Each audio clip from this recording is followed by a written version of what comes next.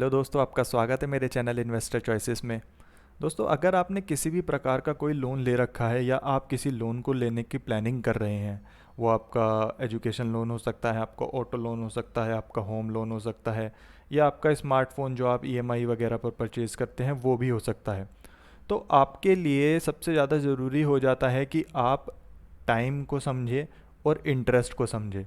कि आप let's say कि आप कोई स्मार्टफोन बाय करते हैं, वो आप 1 ईयर की ईएमआई पर परचेज़ करते हैं कोई स्मार्टफोन। तो उस 1 ईयर में आप कितना इंटरेस्ट एक्स्ट्रा दे रहे हैं, आपको वो पता होना चाहिए।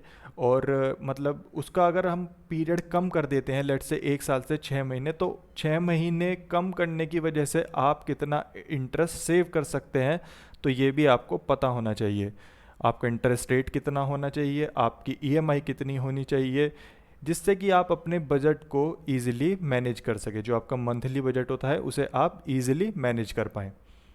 तो आइए दोस्तों, इस वीडियो में सबसे पहले हम समझते हैं कि लोन अमोर्टाइजेशन शेड्यूल क्या होता है, और फिर हम जानेंगे कि हम इसको कैसे बना सकते हैं।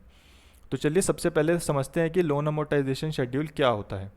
देखिए, यहाँ पर आप देख पाएंगे, यहाँ पर हमें सबसे पहले अमाउंट बोरोड, जो हम अमाउंट बोरो करते हैं, let's say it is 5 lakh.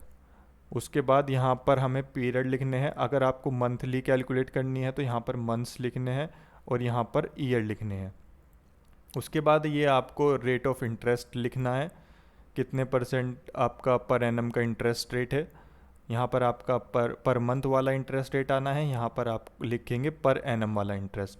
उसके बाद आप पेमेंट पर मंथ, जो आपकी पेमेंट पर मंथ जाए मतलब पे करेंगे आप, वो कैलकुलेट करेंगे। उसके बाद हम देखेंगे कि at the end of year, मतलब कि 8 सालों में मैंने कितना इंटरेस्ट पे किया है, कितना मेरा प्रिंसिपल है, और मैंने कितनी टोटल पेमेंट की है।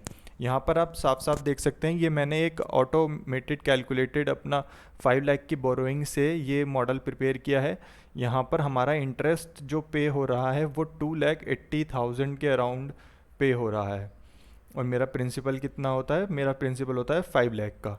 तो 8 साल में मेरा जो 8 साल का मैं ये पीरियड लेता हूँ, इस वजह से मुझे 2,80,000 का एक इंटरेस्ट पे करना पड़ रहा है। लेट से मैं इसको 9 ईयर कर देता हूँ, तो आप देख रहे हैं यहाँ पर मेरा इंटरेस्ट बढ़ रहा है। ये मेरा 3,19,000 के अप्रॉक्स चला जाता है। और अगर मैं इसको कम कर देता हूँ, लेट से मैं इसको 5 कर देता हूँ, तो आप देखेंगे कि यहाँ पर मैं 1,67,000 का इंटरेस्ट दे रहा हूँ।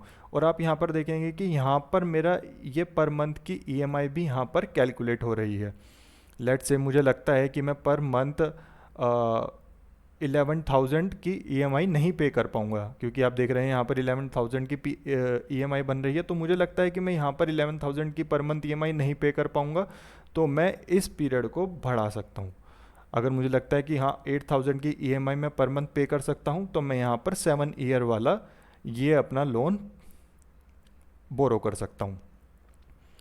तो ये तो बात रही कि हमें किस तरह से इस लोन से बेनिफिट मिल सकता है। आइए अब सबसे पहले हम समझते हैं कि इसको हम बनाएं कैसे। देखिए, मैं आपको इसका फॉर्मूलेशन दिखाता हूँ। देखिए, सबसे पहले आपको सिर्फ यहाँ पर ये जो 3 वैल्यूज़ है, आपको सिर्फ इन 3 वैल्यूज़ को इनपुट करना है जो ब्लू में है। उसके बाद ये सारा मॉडल ऑटोमेटिकली कैलकुलेट करके आपको बताएगा कि आपकी पर मंथ की ईएमआई कितनी होनी है, आपका उसमें इंटरेस्ट कितना जा रहा है, और आपका प्रिंसिपल उसमें कितना जा रहा है। ये देखिए, यहाँ पर जैसे लेट से मैं यहाँ पर 7 लाख की बोरोइंग लिख देता हूँ। सॉरी, 7 लाख की अगर मैं यहाँ पर बोरोइंग लिखता हूँ, तो आप देखेंगे कि मेरा इंटरेस्ट कितना जा रहा है। यहाँ पर 3 लाख का इंटरेस्ट जा रहा है और इंटरेस्ट रेट 12% है, और यहाँ पर मेरा 7 ईयर का ये मेरा टोटल बोरोइंग बैठती है। तो आइए अब समझते हैं इसको हम प्रिपेयर कैसे करें, इसको हमें बनाना कैसे है। सबसे पहले आपको ये तो आपका मैनुअल इनपुट रहना है। उसके बाद आपका ईयर भी जो होगा वो हमारा मैनुअल इनपुट होगा, और जो ये हमारा मंथ होगा ये हम कैलकुलेट करेंगे। देखिए, मंथ कैसे कैलकुलेट होता है, यहाँ पर हमने क्या फॉर्मूला लगाया है, यहाँ पर हमने लगाया ईयर मल्टीप्लाई बाय 12, जिससे कि हमारे टोटल मंथ्स कैलकुलेट होकर आ जाएंगे। उसके बाद हमें यहाँ पर ये हमारा मैनुअल इनपुट होता है, इंटरेस्ट पर एनम, और ये मैंने पर मंथ कैसे निकाला है, डिवाइडेड बाय 12 कर, मतलब मैंने इसको डिवाइड कर दिया है 12 से, और मेरा ये पर मंथ का इंटरेस्ट रेट निकल कर आ जाता है। अब ये वाला यहाँ पर मैंने एक फॉर्मूला लगाया है, ये देखिए यहाँ पर एक फॉर्मूला यूज़ हुआ है पीएमटी का। यहाँ पर हमारा पीएमटी का फॉर्मूला आपको लगाना है, जो आपकी पर मंथ की इंटरेस्ट, जो आपका पर मंथ की ईएमआई जो आपकी जानी है वो आपको कैलकुलेट कर कर बताएगा। तो यहाँ पर हम ये फॉर्मूला कैसे लगाएंगे, आपको यहाँ पर सिंपली पुट करना है पीएमटी, उसके बाद आपको ये कह रहा है रेट, तो आपको यहाँ पर मंथ वाला रेट लिखना है। उसके बाद नंबर ऑफ पीरियड्स में आप 84 लिखने हैं। उसके बाद प्रेजेंट वैल्यू हमारी कितनी होती है, प्रेजेंट वैल्यू हमारी होती है 7 लाख। और उसके बाद फेस वैल्यू हम एज इट इज़ छोड़ देंगे और टाइप में हमें 0 लिखना है। ये देखिए यहाँ पर हमारी जो पेमेंट पर मंथ आ रही है वो कितनी आ रही है, 1,23,000 आप देख पा रहे हैं। तो ये हमारी पर मंथ की पेमेंट हो जाती है, जो हमारी इस तरह से कैलकुलेट होनी है। अब आइए, अब लोन शेड्यूल हमने कैसे प्रिपेयर किया है इसको जानते हैं। देखिए सबसे पहले हमारा पर मंथ में, यहाँ पर हमारा फर्स्ट मंथ होता है, यहाँ पर बिगिनिंग में हमने फर्स्ट मंथ की बिगिनिंग में हमने 7 लाख रुपीज़ की बोरोइंग की है। हमने पर मंथ में अपनी मंथ के एंड में हमने ये अमाउंट पे की है, जिसमें हमने 7,000 का इंटरेस्ट पे किया है। ये अमाउंट हमारी कैसे आ रही है, ये अमाउंट हमारी आ रही है इस तरह से। ये हमारी अमाउंट कहाँ से आ रही है, ये देखिए ये अमाउंट कैसे आ रही है, if this is greater than if this is less than B12, मतलब कि अगर ये वाली अमाउंट हमारी B12 मतलब 7 लाख, अगर 7 लाख लेस देन 1 है तो हमें 0 लिखना है वहाँ पर। मतलब कि अगर यहाँ पर कोई अमाउंट नहीं रहती है, लेट्स से यहाँ पर आप देखिए, अगर मैं यहाँ पर ये 0 की EMI कर देता हूँ तो ये सब मेरा प्रॉपर 0 हो जाएगा। तो इस तरह से हमें अपना मॉडल प्रिपेयर करना है कि उसमें हमें एकदम एक क्लीननेस रहे, एक अच्छा लगे मॉडल हमें देखने में। तो देखिए यहाँ पर हमने फॉर्मूला लगाया है, अगर ये वाली अमाउंट 1 से लेस है, 1 से कम है, तो हमें यहाँ पर 0 इनपुट करना है, वरना तो हमें क्या लेना है B7 जो हमारा ये वाला इनपुट है। और सिंपल ये फॉर्मूला मैं पूरा नीचे तक, यहाँ पर आपको इसकी मदद से पूरा नीचे तक ड्रैग कर देना है।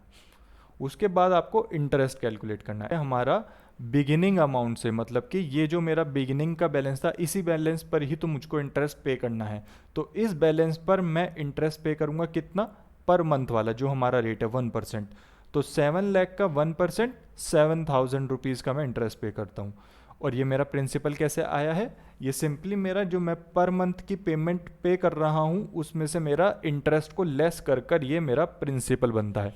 और मंथ के एंड में जो मेरा, ये देखिए यहाँ पर मेरा मंथ के एंड में जो मेरा बैलेंस बनता है वो कैसे बनता है, ये मेरा दिस माइनस दिस से बनता है, क्योंकि ये मैं पे कर चुका हूँ, ये मेरा बैलेंस था बिगिनिंग जितनी मैंने अमाउंट बोरो की थी, और ये मैं पे कर चुका हूँ, तो मेरा एंड में बैलेंस बचता है ये। अब ये वाला बैलेंस मेरा कैसे आना है, ये वाला बैलेंस मेरा आ जाएगा यहाँ पर, ये वाला बैलेंस यहाँ पर। और मैं इसको कैसे सफिक्स करना है, मुझको यहाँ पर इस तरह से यहाँ पर इसको क्लिक करके सफिक्स करना है। अब आप देखेंगे कि यहाँ पर मेरी पेमेंट पर मंथ तो मेरी हमेशा इक्वली वही रहनी है जो मेरी यहाँ पर कैलकुलेट हो गई है। तो मैंने यहाँ पर आप देखेंगे कि यहाँ पर हमेशा मेरी ये पेमेंट आ रही है, और मैं यहाँ पर ये B7 को मैंने फ्रीज कर दिया, ये देखिए, जिससे कि जब मैंने फॉर्मूला ड्रैग किया था, जब मैंने फॉर्मूला यहाँ से ड्रैग किया था तो वो सारा का सारा B7 ये फॉर्मूला ऑटोमेटिकली सभी सेल्स में कॉपी हो गया था। अब देखिए उसके बाद इंटरेस्ट, अब मैं किस अमाउंट पर इंटरेस्ट पे करूँगा, इंटरेस्ट मुझे पे करना है बिगिनिंग बैलेंस पर, और कितना परसेंट, 1%। तो यहाँ पर मेरा 1%, और इसमें मेरा प्रिंसिपल कितना होता है, दिस माइनस दिस, ये मेरा प्रिंसिपल अमाउंट होता है। और ये मेरा एंडिंग बैलेंस कैसा आया है, ये मेरा दिस माइनस दिस कर मतलब कि बिगिनिंग में से जो मैंने इस मंथ की पेमेंट कर दी है वो लेस कर मेरा एंडिंग बैलेंस आ गया है। बस आपको ये 2 सेल्स फिल करनी है, उसके बाद आपको ये सिंपली यहाँ पर ऐसे ड्रैग कर देना है फॉर्मूला, हर सेल में जाकर आपको सिंपली ये फॉर्मूला ड्रैग कर देना है, और ये आपका ऑटोमेटिकली ये मॉडल प्रिपेयर हो जाएगा। अब देखिए यहाँ पर हमने ये चार्ट भी बनाया हुआ है, ये देखिए यहाँ पर हमने एक डैशबोर्ड बनाया हुआ है, जिससे हमें क्लियरली पता चल रहा है कि हमने अमाउंट जो बोरो की है वो 7 लाख बोरो की है, हम अमाउंट जो पे कर रहे हैं वो 10 लाख की प्रिपेयर कर रहे हैं, और जो हमारा ये ब्रेकअप से देखिए यहाँ पर टोटल पेमेंट मेरी 10 लाख बैठ रही है, और ये मेरा इंटरेस्ट है, और ये मेरा प्रिंसिपल है। तो आप ये कैसे बनाएंगे, आप देखिए ये बनाना भी बहुत ईजी है। हमें सिंपली ये सेलेक्ट करना है पूरा, सॉरी, हमें सिंपली ये amount borrowed, sorry sorry sorry, देखिए ये बनाना भी बहुत इजी है। हम सिंपल यहाँ पर जाएंगे, यहाँ पर हमें क्या सेलेक्ट करना है, हमने अमाउंट बोरोड लिखी है यहाँ पर। अमाउंट बोरोड में हम क्या अमाउंट ले रहे हैं, जो हमने ये ली है। उसके बाद हम ये अमाउंट पेड लिखनी है हमें। अमाउंट पेड में हम कौन सी अमाउंट लेंगे, जो हमारी ये टोटल अमाउंट पेड आ रही है।